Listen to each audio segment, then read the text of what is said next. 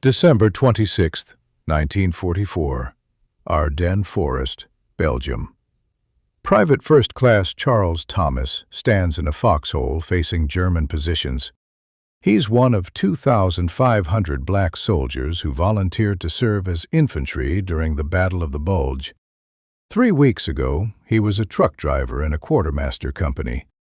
The Army told him black soldiers couldn't handle infantry combat. They lacked the courage, intelligence, and capability for frontline fighting. Now he's holding a critical position against German counterattacks, while white infantry units around him are decimated. The German offensive began December 16th. 3 armies, 30 divisions, 250,000 soldiers smashing through American lines. White infantry regiments were overrun, surrounded, destroyed. By late December, some companies were at 30% strength. The Army desperately needed replacements. But reinforcements from America wouldn't arrive for weeks. The only available manpower, black soldiers serving in quartermaster, transportation, and service units in Europe. For years, the Army maintained black soldiers couldn't fight effectively. Segregation policy restricted them to support roles. Combat was white soldiers' job. Desperation changed that calculation. General Eisenhower issued a call. Black soldiers could volunteer for infantry duty. They'd be integrated into white units as needed replacements. This violated segregation policy, but survival mattered more than ideology. 2,500 black soldiers volunteered within days.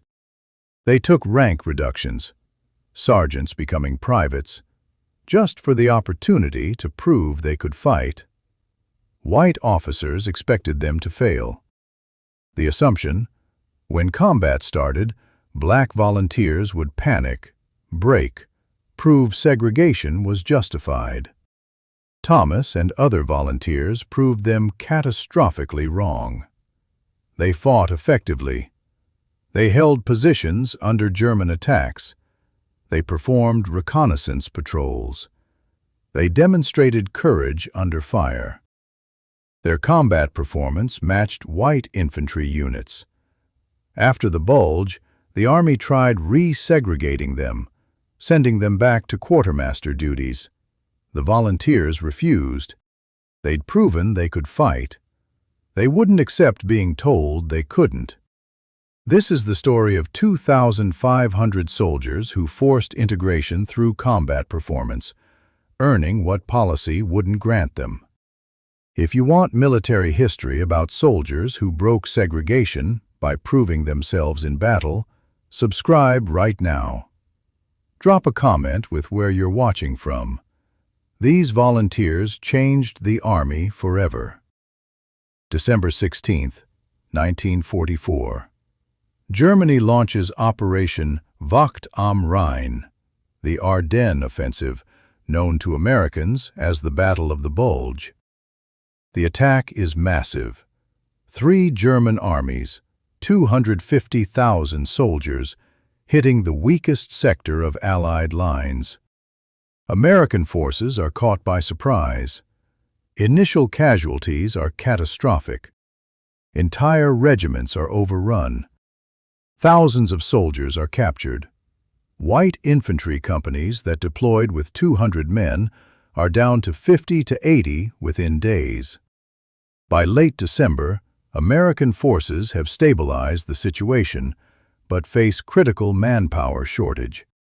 Infantry regiments desperately need replacements to maintain defensive lines and prepare counterattacks.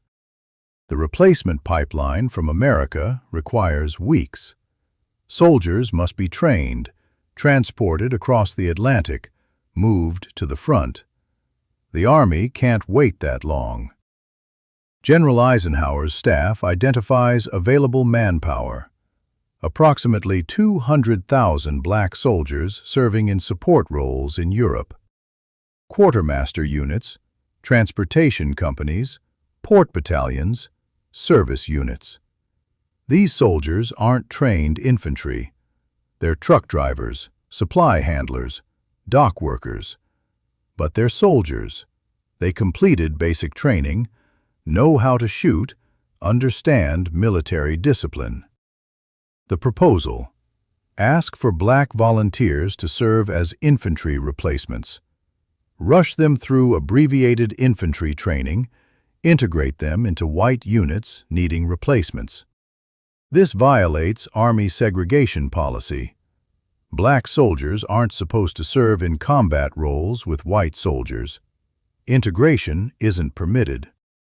But desperation overrides policy.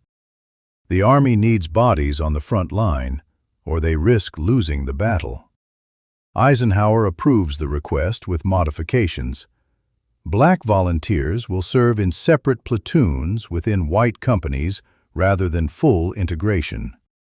This preserves some segregation while addressing manpower needs.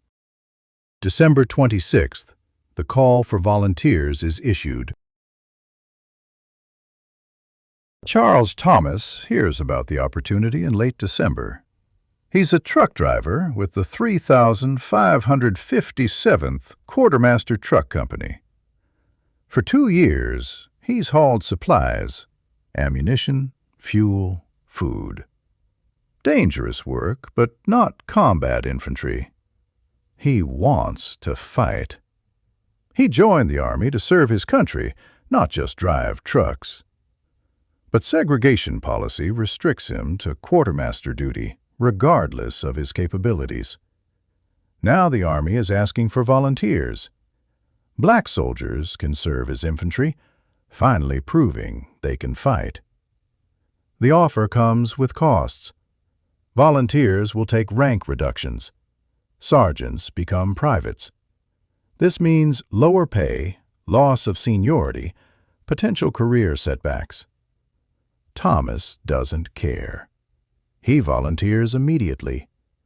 So do 2,500 other black soldiers across European theater. Why volunteer to become infantry during the war's deadliest battle? The soldiers have multiple motivations. Prove capability. They're tired of being told they can't fight. This is their chance to prove segregation assumptions wrong. Serve fully. They joined to serve their country, not just support roles. Infantry service means full participation in the war effort. Earn respect. Combat service earns recognition. Support roles are dismissed as non-combat, regardless of their danger. Change policy. If they prove themselves in combat, maybe segregation policy will change. Maybe the Army will finally acknowledge black soldiers can fight. This is the story of volunteers who forced integration through proven combat performance. If you want military history about soldiers earning rights through battlefield courage, subscribe right now. Drop a comment with where you're watching from. 2,500 volunteers changed everything. The volunteers undergo abbreviated training, 2 weeks instead of months-long infantry courses. They learn squad tactics, weapons beyond basic rifles, coordination with armor and artillery. It's insufficient preparation. Standard infantry training takes months. These soldiers get 2 weeks because the Army needs them desperately.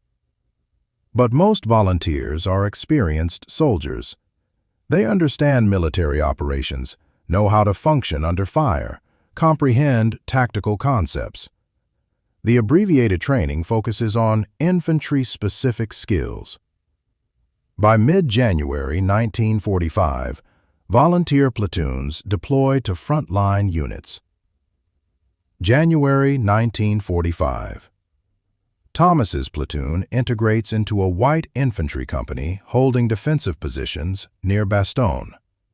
White officers and soldiers are skeptical. They've been taught black soldiers can't fight effectively. They expect the volunteers to panic under fire, to fail when combat starts. The Germans attack within days. Thomas's platoon defends their sector. They don't panic. They don't break. They fight. Thomas fires at attacking German infantry. His squad leader coordinates fire with neighboring positions.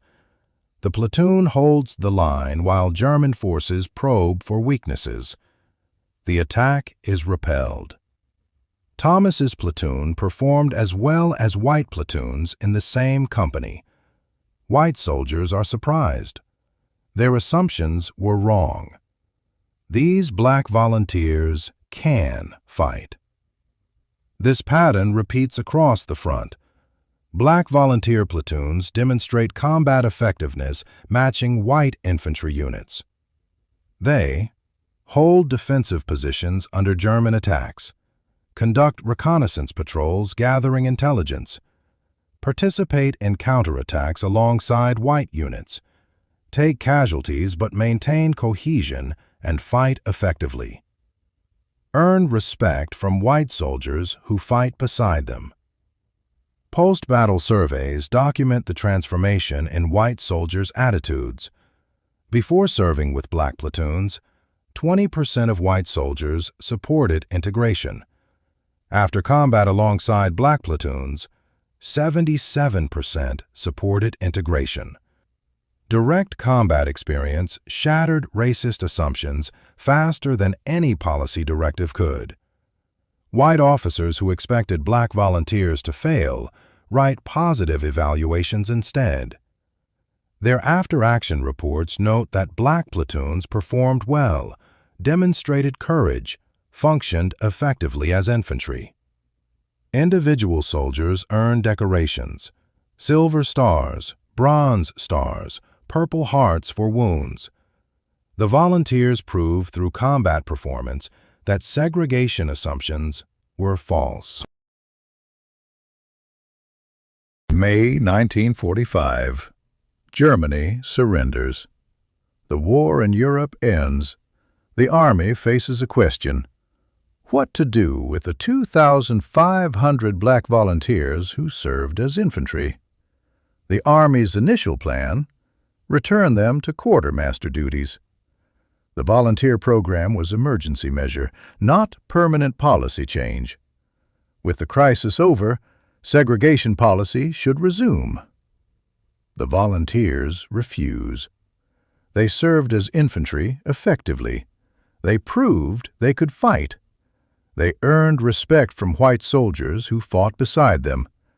They won't accept being told they're only capable of driving trucks. Thomas and others make their position clear. We volunteered. We fought. We bled. We proved we can serve as infantry. Send us back to quartermaster duties and we'll refuse orders. Court-martial us if you want. We're not going back. This is mutinous language, refusing orders, threatening disobedience. The Army could prosecute. But doing so means acknowledging that soldiers who prove themselves in combat are refusing to accept segregation. The publicity would be devastating. The Army can't court-martial 2,500 combat veterans for refusing to accept discriminatory reassignment after they volunteered to save the Battle of the Bulge. The Army compromises. Many volunteers remain in infantry roles longer than initially planned. Some transfer to infantry units rather than returning to quartermaster. The volunteers don't achieve full integration immediately, but they force cracks in segregation policy through their refusal to accept re-segregation after proving themselves. Their legacy extends beyond their individual service. They demonstrated that black soldiers can fight effectively as infantry. Integration doesn't harm unit cohesion. White soldiers accepted black platoons after combat experience. Segregation policy is based on false assumptions about capability. Soldiers who prove themselves in combat won't accept discriminatory treatment. President Truman's 1948 executive order desegregating the military builds on foundations these volunteers established. The order cites combat effectiveness evidence, including the Bulge volunteers' performance. Full integration doesn't occur until the Korean War forces it in 1950–51. But the path begins with 2,500 volunteers who refused to accept being told they couldn't fight, proved themselves in the war's deadliest battle, then refused to go back to segregated roles. Charles Thomas serves in integrated infantry until 1946. He returns to civilian life, uses GI Bill benefits, builds career, raises family. He dies in 1999 at age 77. His obituary mentions World War II service, but doesn't detail his role as Bulge volunteer. Most Americans don't know this story. The 2,500 volunteers deserve recognition for courage, volunteering for the war's deadliest battle, proving themselves in combat, refusing resegregation, forcing integration through demonstrated capability. They didn't wait for policy to grant them rights. They earned rights through combat performance, then refused to surrender them.